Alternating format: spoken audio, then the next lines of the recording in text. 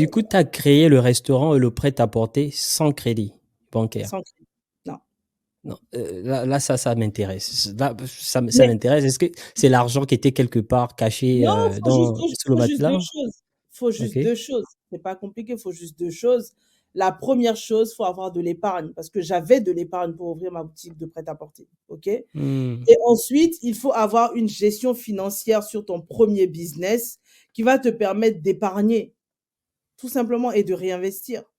Tu Waouh! vois? Vas-y. Et en plus, il y a quelque chose qui est important qu'il faut dire, c'est Mmh. que et moi, quand j'étais, dans le système bancaire, clairement, c'est ce que je disais aux gens: «Pour faire ton plan de financement, tu vas aller relever tout ce dont tu as besoin, tu fais le total et ensuite quand tu viens avec les devis, tout ça, moi, je te finance ce que tu as besoin». Seulement que moi, j'ai fait l'inverse avec moi. J'ai regardé ce qu'il y a dans ma poche et j'ai réfléchi à comment je peux lancer mon business avec ce qu'il y a dans ma poche, tu vois?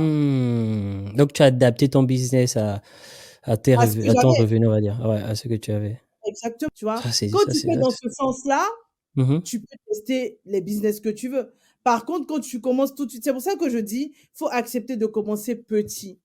L'essentiel, c'est de donner la chance à ton idée de naître, tu vois? Mmh. Et quand tu donnes la chance à ton idée de naître, à côté, évidemment, il faut avoir une stratégie financière derrière.